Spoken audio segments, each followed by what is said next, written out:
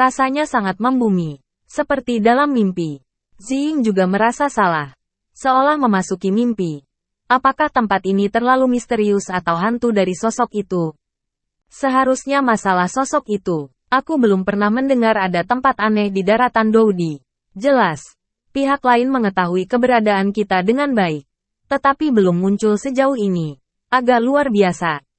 Le Shaolong mereda, buka mulutmu perlahan. Tapi matamu menatap tajam. Saat ini, gambar di dalam benteng berubah lagi. Sosok itu berdiri. Dan sebuah tongkat kayu muncul di tangan kiri. Dengan rune aneh di atasnya. Ujung bilah logam berbentuk setengah bulan di kedua ujungnya. Dan sedikit darah di ujung bilahnya. Tangan kanannya tiba-tiba membengkak dan terangkat. Setidaknya 10 kali lebih banyak. Otot merah tua dan tendon biru terjerat satu sama lain. Mengerikan. Tampaknya ini adalah sisa-sisa Warcraft dari zaman kuno. Saya telah melihat catatan di sebuah buku bahwa proporsi tangan kiri dan kanan sangat tidak terkoordinasi. Dan senjatanya adalah tongkat kayu. Le Shaolong akhirnya mengingatnya. Wajahnya penuh kekhawatiran. Warcraft ini mirip dengan humanoid. Bernama Dreambreakers. Di keluarga mereka, sangat sulit untuk mendapatkan gelar Dreambreaker. Jika Anda ingin menjadi seorang pemimpi, pertama-tama Anda harus melangkah ke aula spiritual untuk perjalanan mimpi dan bertemu dengan jiwa para leluhur. Selama perjalanan ini, pelanggar mimpi harus melalui banyak cobaan. Banyak pejalan mimpi yang tidak dapat bertahan ini dalam prosesnya. Jika mereka lulus ujian, mereka akan distimulasi oleh kekuatan garis keturunan dan dimiliki oleh kekuatan dewa jahat. Tubuh mereka akan terdistorsi. Distorsi akan terjadi. Dan mereka akan mendapatkan pertarungan darah yang sangat mengerikan, keterampilan dan keterampilan bertarung spiritual.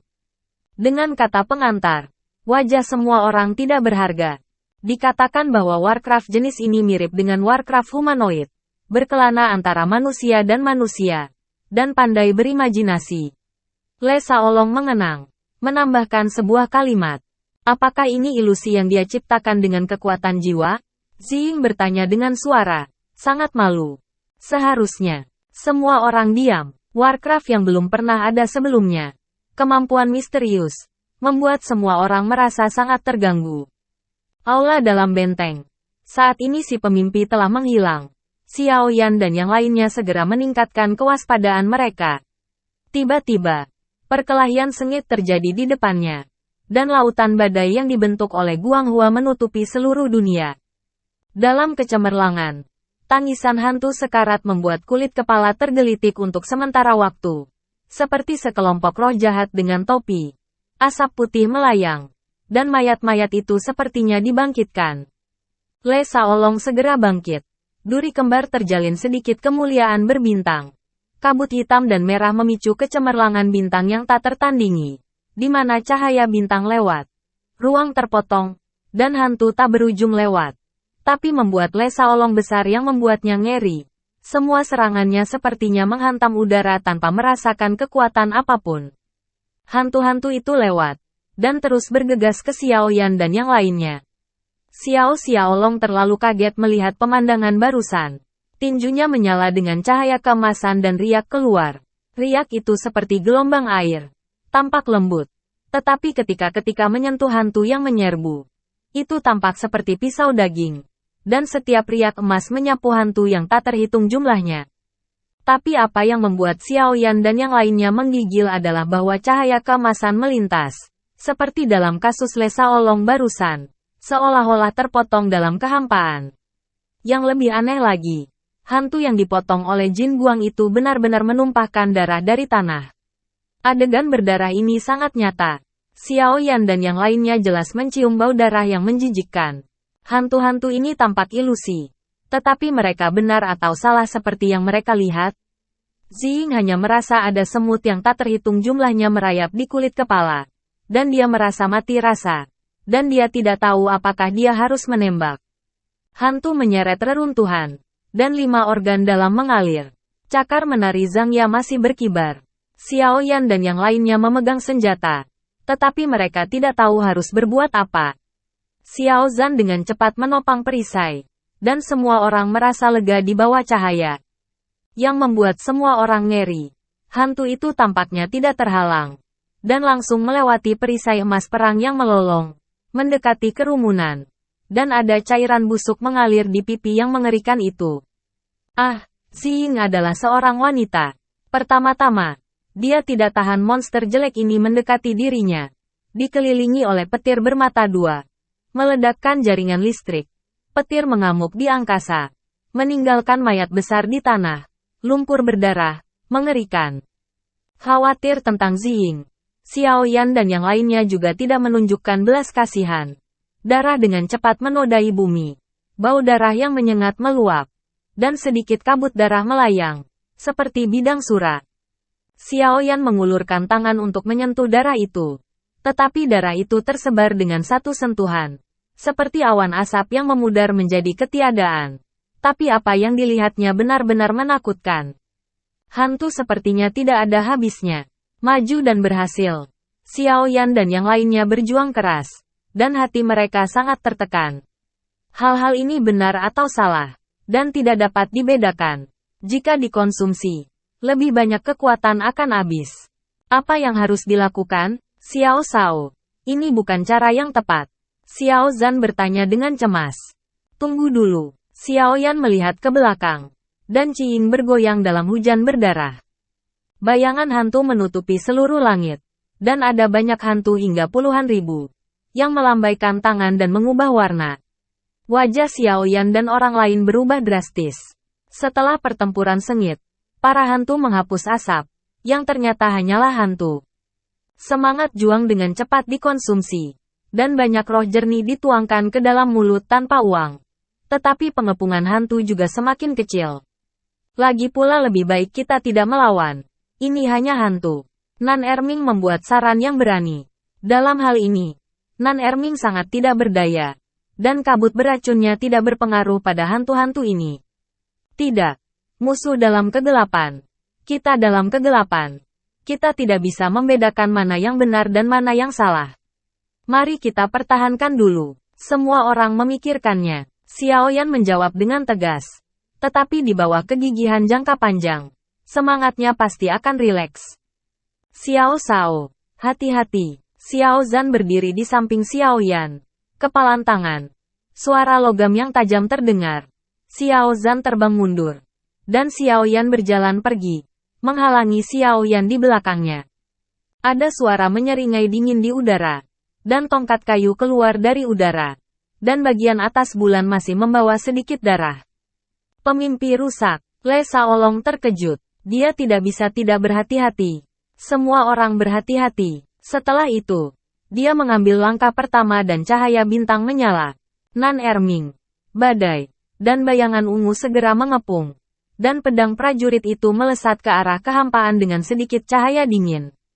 Sosok pemimpi yang hancur berkeping-keping dalam pengepungan kerumunan. Dan mayat itu hancur berkeping-keping di udara.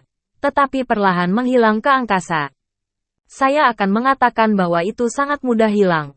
Ternyata hanya hantu. Xiying menyeka keringatnya. Begitu suara itu jatuh.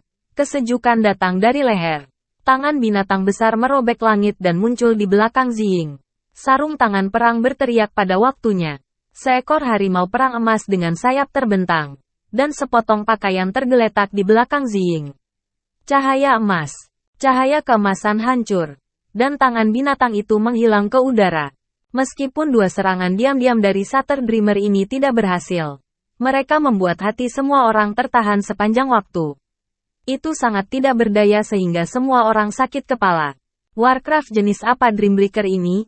Storm mengertakkan gigi dan bertanya. Kafan yang hancur yang dapat dipatahkan dalam satu pukulan setidaknya 6 bintang atau lebih. Diperkirakan sekitar pertengahan dari 6 bintang. Xiao Yan menganalisis. Tetapi si pemimpi dipukul dengan 2 pukulan dalam 1 pukulan. Tanpa pengejaran terus-menerus. Jelas. Tidak pandai dalam pertempuran jarak dekat. Meskipun kuat, itu tidak bagus dalam kecepatan dan kedekatan. Jika demikian, kita hanya perlu mengetahui tubuh sebenarnya dari Dreambreaker, kata Nan Erming. Sederhananya, bagian mengerikan dari Dreambreaker adalah ini. Karena kita bisa bertahan hidup di sini dengan ilusi tanpa akhir. Dan kita tidak perlu menggunakannya sama sekali. Dikatakan. Setelah 2 serangan diam-diam tadi, Dreambreaker tidak pernah muncul lagi. Dan bayangan hantu mengisi celah yang terlihat oleh Xiao Yan dan yang lainnya. Namun, Xiao Yan dan yang lainnya tidak berani bersantai sedikit pun. Tidak ada yang tahu di mana si pemimpi bersembunyi atau kapan si pemimpi akan melancarkan serangan. Namun hanya bisa meningkatkan kewaspadaannya secara pasif. Kengerian ilusi adalah bahwa Anda tidak pernah tahu mana yang benar dan mana yang salah. Dan yang tidak diketahui selalu yang paling mengerikan. Sambil berjuang untuk menghadapi pasukan hantu yang terus-menerus menghantui. Sambil juga menjaga dari serangan diam-diam dari si pemimpi, Xiao Yan dan yang lainnya sengsara. Ketegangan tinggi jangka panjang menyebabkan orang pingsan. Ada terlalu banyak hantu. Lingkaran Xiao Yan dan yang lainnya menyusut. Tindakan mengangkat tangan dan kaki terikat pada tingkat tertentu. Dan kesadaran bahaya menyebar di hati setiap orang. Tiba-tiba, teriakan datang. Di depan Xiao Yan, badai jatuh ke genangan darah. Darah menetes. Matanya terbuka lebar. Dan matanya mati. Tidak. Teriakan Xiao Yan dan yang lainnya menghancurkan hati mereka. Dan mata semua orang menjadi merah darah. Mereka hidup bersama selama beberapa hari dan mengalami hidup dan mati bersama. Setiap orang telah lama jatuh cinta. Terburu-buru untuk membalas badai dalam keputusasaan. Jangan lewatkan trik Dreambreaker. Suara badai tiba-tiba datang dari belakang. Dan sosok itu perlahan muncul dari angin. Xiao Yan dan yang lainnya tampak tercengang. Berbalik. Dan melihat badai berdiri di depan mereka hidup-hidup. Semua orang tidak bisa mempercayainya. Xiao Yan mengulurkan tangan dan menyentuhnya. Itu memang daging dan darah. Tak terbayangkan. Kerumunan melihat kembali ke depan di mana badai telah jatuh. Tubuh badai masih tergeletak di sana. Matanya membelalak, dan kematiannya mengerikan. Di ujung-ujung badai di belakang semua orang, angin puyuh kecil terbang keluar, dan mayat di depan mereka menghilang dalam asap. Semua orang tiba-tiba menyadarinya. Nenek beruang. Pemimpi ini terlalu jahat. Xiao Zhan memarahi dengan marah. Bahkan menggunakan kematian seorang pendamping untuk mengguncang hati Xiao Yan dan yang lainnya. Pemimpi yang hancur ini sangat pandai membuat orang bergidik. Karena ketika badai menunjukkan keterampilan bertarungnya, mereka sering menyatu dengan badai. Dan detail tak terduga juga diurus dan digunakan oleh para pemimpi. Badai baik-baik saja. Semua orang menjaga formasi yang baik. Selalu memperhatikan mitra di sekitar mereka. Dan tidak memberikan kesempatan apapun kepada pelanggar mimpi. Xiao Yan dengan cepat menyesuaikan strateginya. Dalam semangat Xiao Yan dan yang lainnya. Tangan binatang besar itu menyelimuti langit. Cakar raksasa yang tajam merobek langit. Sedikit cahaya darah menembus tirai tipis. Dan nafas yang mengerikan membumbung ke langit. Dan bumi benar-benar hancur. Titik. Waktu pemimpi yang hancur begitu indah sehingga wajah semua orang pucat. Pada saat kritis. Melolong perang meraung. Dan tulang rusuk harimau perang emas memiliki sayap dan melesat keluar lebih dulu. Diikuti oleh cahaya keemasan. Badai, Nan Erming, Lesa Olong, dan Ziying melakukan serangan balik sementara. Dan saling silang dendam mereka. Semuanya terwujud dalam munculnya cahaya dan bayangan. Menyapu lengan besar dari serangan diam-diam. Cahaya keemasan pecah. Kilat menghilang. Badai berhenti. Kabut beracun tersebar. Dan cahaya bintang jatuh. Kekuatan pukulan keras bintang 6 di tengah mimpi pecah. Dan serangan semua orang dikalahkan. Namun, tangan raksasa itu sepertinya kelelahan. Dan mereka kehilangan kekuatannya. Xiao Yan menemukan situasi ini. Dan tiba-tiba menunjukkan warna yang menggembirakan. Api langit biru gelap melonjak tajam. Teratai api yang mekar itu seperti pengecoran logam. Itu kecemerlangan biru terus bersinar. Dan nafas berapi-api naik ke langit. Mengguncang langit. Xiao Yan menjentikkan jarinya. Huolin bersiul dan terbang ke tangan raksasa itu. Membakar tanda putih di sepanjang jalan. Melihat tembakan Xiao Yan. Xiao Zhan tidak peduli dengan kekuatan anti-seismik yang kuat di hadapannya. Dan dia melangkah ke depan Xiao Yan. Perisai bersinar emas lagi. Dan semua orang bergegas. Senjata itu bersinar dengan dingin dan tidak menyusut kembali. Meski kekuatan lengan besar itu sangat berkurang. Lengan itu masih melambai perlahan. Huolin dari Xiao Yan bergegas maju dan menabrak bersama. Hampir seketika. Yang tidak dapat dibayangkan semua orang adalah bahwa segera setelah teratai api biru tua menempel di lengan besar itu, nyala api menyebar dengan cepat. Dan nyala api langit membakar lautan api yang paling terang. Ah, jeritan memilukan terdengar. Dan si pemimpi kehilangan ketenangannya untuk pertama kalinya. Langit terbakar dengan ganas di lengan besar itu. Dan lengan itu tersapu melintasi kehampaan untuk membuat tanda hitam. Pemimpi yang hancur sepertinya takut pada api langit. Kesempatan kita akan datang. Mata Le Shaolong berbinar. Mungkin itu adalah kekuatan jahat yang memenuhi tubuh saat menerima pembaptisan jiwa. Dan sifat api langit itu kaku dan alami. Analisis Le Shaolong memang benar. Warisan dan bahkan kekuatan jahat yang diterima oleh pemimpi sangat iri dengan api alami yang lahir antara langit dan bumi. Dreambreakers bahkan tidak bisa memimpikannya. Seorang kaisar Tristar, yang memiliki hal aneh seperti Tianhuo, memiliki dua jenis. Salah satunya ada di 20 besar benua kaisar. Kekuatan kejahatan seperti bahan bakar terbaik, api langit luar biasa, seperti tsunami, dan langsung ditutupi dengan lengan besar Dreambreaker. Itu terbakar, menutupi bintang dan bulan, menutupi langit, dan hantu. Di bawah penutup api cian gelap langit menjadi tidak nyata. Anugerah, kata Xiao Yan. Mari kita ambil kesempatan untuk mematahkan satu tangan. Sebelum kata-kata itu jatuh, kerumunan bergegas. Pertempuran sengit, laut dan ladang runtuh. Dan momentum serangan gabungan yang tak tertahankan menimpa lengan besar itu. Dengan lolongan yang sangat menjerit, tangan binatang besar itu patah dengan lengan. Jatuh ke dalam kehampaan yang tak berujung. Dan menghilang ke dalam celah-celah ruang yang runtuh dalam kobaran api. Darah di lengan yang patah itu seperti semburan darah. Darah hitam pekat menyembur ke langit. Dan udara dingin hampir membekukan langit. Xiao Shao, berikan teratai api lagi ke lengannya yang patah.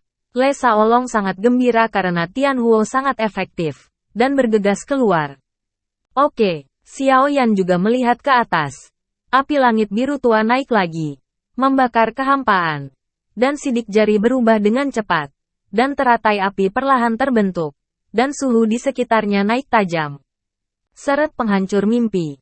Dan perjuangkan waktu untuk Xiao Shao. Le Shaolong memerintahkan dan menyerang lebih dulu. Cahaya bintang ada di mana-mana. Setelah itu, semangat mereka melonjak. Pedang mereka melambai. Dan mereka berkonsentrasi menyerang lengan yang patah. Darah dan pecahan berhamburan. Saat ini, karena terbakarnya api sebelumnya, rasa sakit di lengan yang patah belum hilang. Dan tidak ada waktu untuk mengelak. Sekarang ruang itu sangat tidak stabil di bawah serangan penuh Le Shaolong dan lainnya. Dan ruang itu mengamuk dan tidak dapat mundur dengan aman. Teratai api biru tua akhirnya terkondensasi. Dan nafas yang berapi-api melayang. Si pemimpi merasakan bahaya, kepanikan, dan stagnasi. Dan ditabrak oleh harimau pertempuran emas dan ribuan kilat Ziying. Dengan erangan mendengus yang dalam, sosok ilusi itu segera mengeras. Tangan raksasa itu patah lagi. Dan tulang-tulang putih yang menyedihkan itu terlihat. Tingkatkan daya tembak. Hancurkan sosoknya dari kehampaan. Dan hancurkan dalam satu gerakan. Suara badai. Tornado di langit datang dengan kecepatan tinggi. Dan awan gelap dipenuhi langit. Mata Xiao Yan juga membara. Dengan telapak tangan. Dan teratai api biru tua hendak keluar. Saat itu, tiba-tiba, jiwa yang aneh bergetar. Langit dan tanah menjadi redup. Roh itu berguling, mengguncang langit. Dan sepasang mata darah yang besar tiba-tiba muncul di atas langit. Mata darah itu dingin dan kejam. Menatap ke sana kemari sesaat. Sepertinya memiliki kekuatan luar biasa dan bisa menyerap jiwa manusia. Ditatap oleh mata darah. Jiwa Xiao Yan dan yang lainnya hampir keluar dari tubuh. Tindakan kerumunan berhenti dan mereka berhenti di udara. Badai yang akan datang tampaknya terpaku antara langit dan bumi. Waktu sepertinya masih pada saat itu. Dan semuanya sangat tenang. Jeda itu hanya untuk sementara. Xiao Yan Sueling bekerja sendiri. Dan jejak kekuatan misterius menembus lautan jiwa. Tubuh Xiao Yan bergetar dan kebebasannya dipulihkan. Terlambat untuk merawat Le Shaolong dan lainnya yang masih dalam bingkai. Xiao Yan menjentikkan jarinya.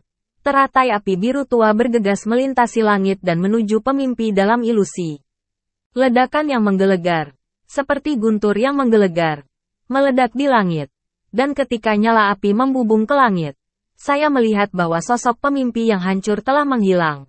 Dan hanya hantu yang tersisa dalam nyala api yang secara bertahap kembali ke kehampaan.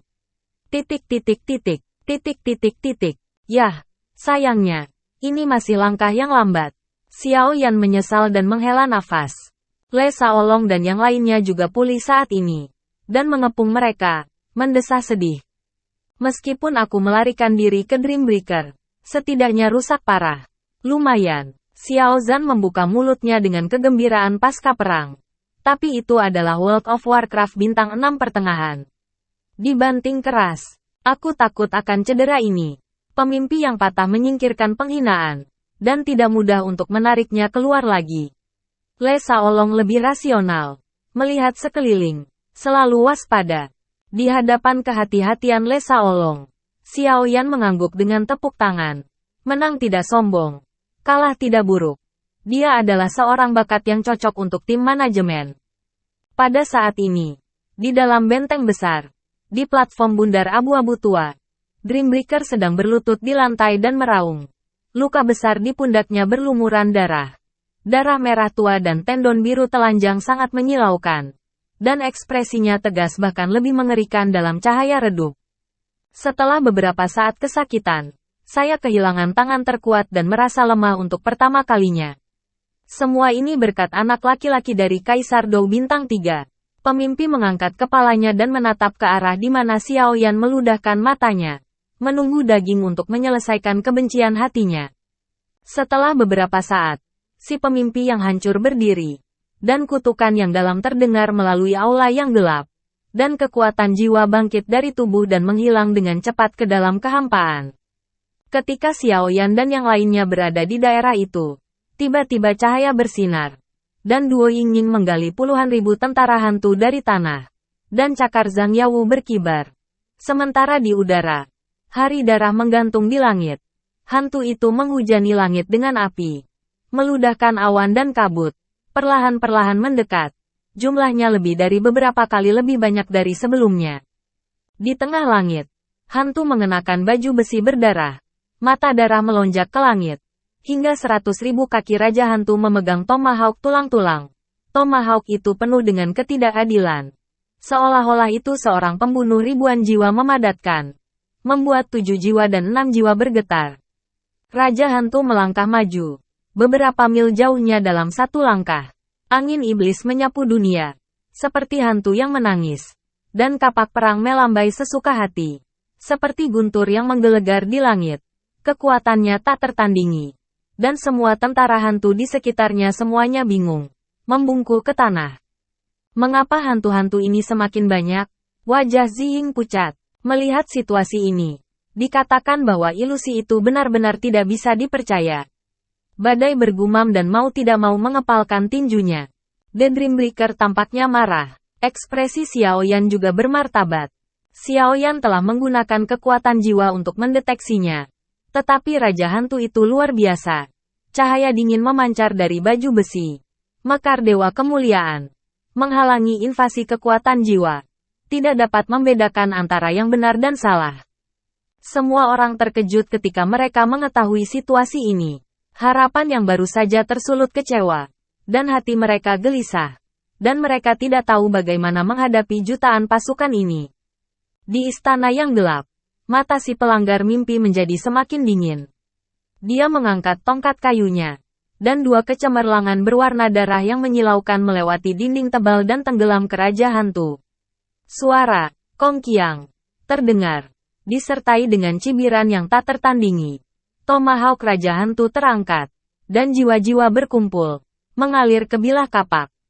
Ada mati rasa di kulit kepala, dan ketakutan serta kecemasan muncul. Apa yang harus dilakukan? Raja Hantu tampaknya memiliki kekuatan hampir 6 bintang. Apakah itu benar atau salah? Serunan Erming. Dan Raja Hantu setinggi 100.000 kaki. Kapak perang panjangnya puluhan ribu kaki. Dan seluruh lingkaran ditutupi olehnya. Tidak ada cara untuk mengelak. Xiao Zhan juga sangat khawatir. Kerumunan itu cemas. Tetapi Xiao Yan melamun. Sekarang saya tahu bahwa Dreambreaker takut pada Skyfire. Tetapi Raja Hantu setinggi 100.000 kaki di depannya sulit dibedakan. Meski salah, efek Skyfire tidak terlihat jelas. Raja Hantu besar dengan 6 bintang bukanlah pemimpi singkat. Sebagai perbandingan, meski tidak ada perlawanan, api langit akan menyala dalam waktu yang lama. Dan serangan Raja Hantu siap diluncurkan. Ada kekuatan yang mengejutkan. Api langit tidak dapat menghancurkannya sebelum serangannya. Apa yang harus saya lakukan? Binghan dan cibiran menakutkan terdengar. Tampaknya mampu menembus ke dalam sumsum tulang manusia. Kapak perang Raja Hantu. Tembakan cahaya hitam. Api ajaib. Tomahawk besar dengan tebasan tak tertandingi ke Xiao Yan dan lainnya. Segera setelah Tomahawk melambai, hantu dan tentara yang tak terhitung jumlahnya di dekatnya akan berubah menjadi bubuk. Semua vitalitas bergabung menjadi Tomahawk. Kekuatan Tomahawk meningkat pesat, menutupi dunia dan menyapu dunia. Krisis akan datang. Bayang-bayang kematian menyelimuti kepala setiap orang. Dan perasaan putus asa menyebar di hati setiap orang. Semakin berbahaya, semakin tenang Xiao Yan. Pikirannya berubah tajam. Saat ini, ada dua kemungkinan. Salah satunya adalah menganggap Raja Hantu itu benar. Maka dia hanya bisa berharap Xiao Zhan dan yang lainnya bisa menghentikan keterkejutannya. Yang kedua adalah berasumsi bahwa Raja Hantu dipanggil oleh si pemimpi tubuh. Maka setelah pukulan ini berhasil, pemimpi harus memiliki tujuannya. Ada peluang besar untuk muncul. Jika demikian, Anda dapat bertaruh. Xiao Yan ditentukan dan ditentukan. Le Shaolong dan yang lainnya melirik Xiao Yan. Xiao Yan bertanggung jawab untuk melindungi Xiao Yan. Bahkan jika mereka membiarkan mereka mundur, mereka tidak akan mundur. Karena tidak ada cara untuk mundur. Mereka akan menghadapi kesulitan. Setiap orang akan melangkah maju. Semangat akan bangkit. Dengan tekad. Dan badai yang tiada henti akan meledak. Angin mengamuk. Kekuatan tak berujung meledakkan ruang di depannya. Dan kekuatan yang mengamuk memenuhi langit. Tomahawk telah tiba. Dan raungan angin dan suara angin bertabrakan dengan energi Le Shaolong dan yang lainnya dengan ganas. Selama jatuhnya udara, Le Shaolong dan yang lainnya memiliki harapan yang sangat tipis dan menjaga Xiao Yan dengan ketat. Di depannya, dia tidak pernah menyerah. Tapi Xiao Yan tidak memperhatikan semua ini. Sidik jarinya berubah dengan cepat. Dan keringat di dahinya keluar sedikit. Tomahawk terbelah. Seperti gunung yang jatuh. Mengejutkan Xiao Yan dan lainnya. Tomahawk melewati badai Qi dan tidak terhalang setengah poin. Jika dia membaginya seperti ilusi, dia akan menghancurkan Xiao Yan. Semua orang merasa tidak berdaya dan putus asa. Tetapi kali ini, pemandangan yang lebih mengejutkan muncul. Di atas Tomahawk, waktu tampaknya benar-benar tetap. Angin tidak bergerak. Angin tidak bergerak. Bahkan badai pertempuran yang mengamuk benar-benar berhenti. Sehelai daun masih tidak jauh di udara. Hanya setengah kaki di atas tanah. Kontrol penuh atas ruang dan waktu terlalu tidak nyata dan hampir mustahil. Sepertinya itu hanya bisa dijelaskan dengan memasuki mimpi. Pada saat ini, Xiao Yan dan yang lainnya berpikiran jernih. Tetapi menemukan diri mereka berada di hutan belantara yang gelap.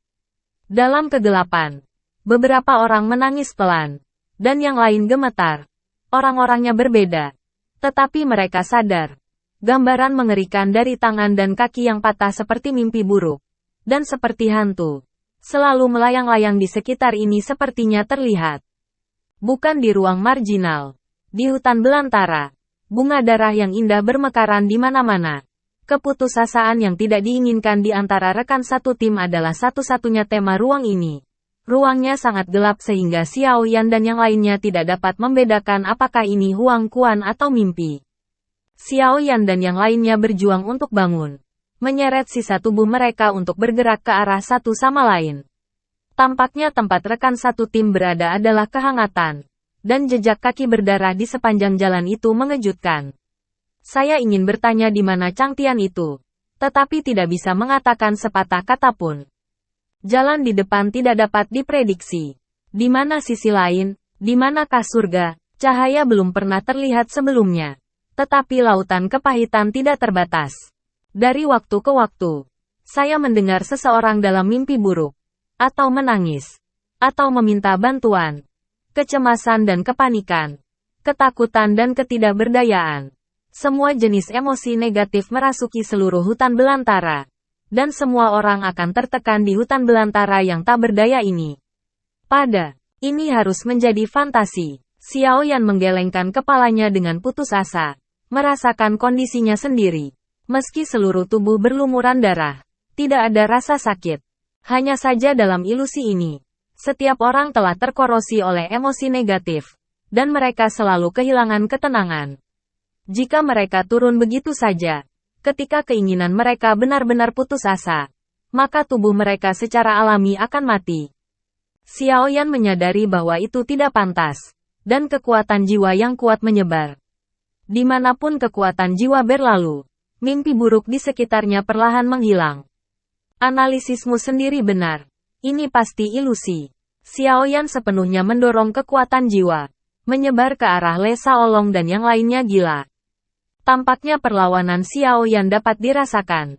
Seluruh ruang bergetar, dan gelombang jiwa yang tak terlihat melilitnya, menekan area Xiao Yan. Kekuatan jiwa yang berkembang dengan putus asa baru saja menyebar sejauh ratusan meter, dan sepertinya menabrak dinding tebal yang tak terlihat. Tidak lagi sulit untuk membuatnya lebih buruk. Apa yang membuat Xiao Yan semakin menakutkan adalah tekanan yang tak terlihat menyusut selangkah demi selangkah. Penutupnya juga sedikit menyusut, dan di mana kekuatan jiwa Xiao Yan mendekat, Ziying terbaring di sana, hanya beberapa langkah jauhnya. Tubuhnya hancur, terengah-engah, tubuhnya dingin, mulutnya sedikit terbuka, dan darah mengalir dari sudut mulutnya. Cahaya di matanya hilang sedikit demi sedikit. Kesengsaraan rekan satu timnya dalam ilusi menghancurkan kepercayaan diri bayangan itu. Keputusasaan merusak desakan terakhirnya. Begitu matanya tertutup, bayangan itu akan benar-benar kehilangan vitalitasnya. Tidak jauh dari Ziying, badai juga dalam bahaya. Matanya melotot, lehernya dipenuhi memar, berlumuran darah, dan jari-jari ungu merah terlihat jelas. Seolah-olah dua tangan tak terlihat memegangi lehernya, membuat wajahnya berangsur-angsur memudar menjadi abu-abu, seperti bayangan ungu. Vitalitas tidak pernah jauh, rekannya dalam bahaya. Mata Xiao Yan memerah. Kekuatan jiwa meningkat tajam, mendekati badai dan bayangan ungu. Sayang sekali di ujung dunia, kita bisa mengisolasi orang dari dunia. Tidak peduli bagaimana Xiao Yan bekerja keras, kekuatan jiwa tidak maju dan mundur. Fluktuasi tak terlihat selalu menghalangi satu-satunya harapan Xiao Yan. Saat ini, badai dan bayangan ungu, kaki depan telah memasuki gerbang hantu. Tidak. Xiao Yan berteriak dari hati ke hati dan menyaksikan teman-temannya yang berada di sekitar malam sampai mati di depan dirinya. Jenis rasa sakit yang mendalam yang tidak bisa dijelaskan dengan kata-kata. Darah mata Xiao Yan bocor. Tetesan itu tergelincir turun ke tanah di sepanjang pipi, memercikkan bunga darah. Sebelum aku jatuh, tidak ada dari kalian yang boleh jatuh duluan. Xiao Yan mengangkat matanya dan berteriak ke langit. Hatinya yang tidak rela memenuhi dadanya. Sepanjang jalan, angin dan hujan turun, dan semua orang bergandengan tangan untuk saling membantu. Mereka tidak jatuh ke dalam gelombang binatang buas seperti laut. Mereka tidak jatuh pada celah kekuatan absolut. Sekarang mereka harus jatuh ke dalam ilusi. Xiao Yan tidak mau. Xiao Yan yakin semua rekan tim tidak mau. Dalam kemarahan, roh darah di tubuh Xiao Yan tiba-tiba berakselerasi. Darah kecil di angkasa sepertinya tertarik oleh roh darah, dan sejumlah kecil energi khusus mengalir ke tubuh Xiao Yan. Xiao Yan tidak tahu energi apa ini, tapi dia tidak bisa menghentikannya. Dia hanya merasa bahwa setelah menyerap energi ini, kekuatan jiwa menjadi sangat kuat. Mustahil bagi pemimpi untuk berpikir bahwa Xiao Yan, yang merupakan kaisar awal Samsung, akan memiliki tatanan semi-sakral. Meskipun Xiao Yan masih jauh dari kemampuan untuk mengerahkan kekuatan keputusan roh darah. Setelah keputusan roh darah itu sendiri meningkatkan banyak perlawanan terhadap jiwa. Apa yang Xiao bahkan tidak tahu adalah bahwa roh darah ini tidak bisa hanya menumbuhkan kekuatan jiwa. Energi khususnya juga dapat menghabiskan semua darah jiwa di dunia dan mengubahnya menjadi kekuatan jiwanya sendiri. Karena pembaptisan jiwa dan memiliki darah jahat, pemimpi yang hancur memiliki atribut daging yang kuat, yang memberi Xiaoyan sumber makanan.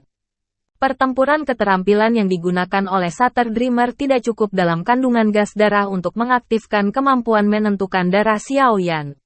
Sekarang, trik pamungkas Shattered Dreamer adalah Blood Fantasy Forbidden Space. Kekuatan jiwa menyapu langit. Roh darah memiliki kemampuan untuk melahap. Bahkan King Haoran tidak tahu bahwa Swelling akan memiliki efek ini. Xiaoyan diberkati karena kemalangan. Dengan bantuan roh darah, kekuatan jiwa Xiaoyan meningkat pesat. Tetapi Xiaoyan dengan cepat merasa bahwa peningkatan kekuatan jiwa hanyalah konversi energi yang diserap oleh roh darah, yang setara dengan kekuatan pengungkit. Itu bukan miliknya sendiri, tetapi hanya bagian yang sangat kecil, yang telah ditempa berlapis-lapis dan diubah menjadi kekuatan jiwanya sendiri. Apakah keputusan roh darah terutama untuk mengubah energi dan mempromosikan serangan jiwa sementara? Pikir Xiaoyan. Kegembiraan yang baru saja naik turun. Dan dia sedikit kecewa dengan judul keputusan roh darah. Nyatanya, Xiaoyan tidak tahu bahwa ini karena tingkat roh darahnya saat ini terlalu rendah untuk mengubah sejumlah besar energi yang diserap menjadi energinya sendiri. Dengan bantuan Swelling, Xiaoyan menjadi lebih kuat. Huang Quan sangat marah. Menyapu ke sekeliling. Menggulung badai yang dahsyat. Kekuatan dua jiwa terus bertabrakan dalam ilusi ini. Meskipun kekuatan jiwa Dreambreaker lebih kuat dari Xiaoyan, di bawah konversi energi khusus dari roh darah, ia mulai hancur dengan kecenderungan pencairan es dan salju. Dan setelah itu, secara bertahap mulai menghilang. Kekuatan jiwa Xiaoyan menyapu Ziying. Kulit Ziying mulai mereda. Pancaran di matanya menyala sedikit berkilau. Dan kulitnya perlahan berubah menjadi kemerahan. Melihat efeknya, ekspresi Xiaoyan naik, dan kekuatan jiwa terus menyebar ke badai. Sementara memiliki pengisian terus-menerus, ia dibatasi oleh roh darah. Kekuatan jiwa Xiaoyan akhirnya menembus penghalang dan tiba pada saat badai hanya memiliki vitalitas terakhir yang tersisa.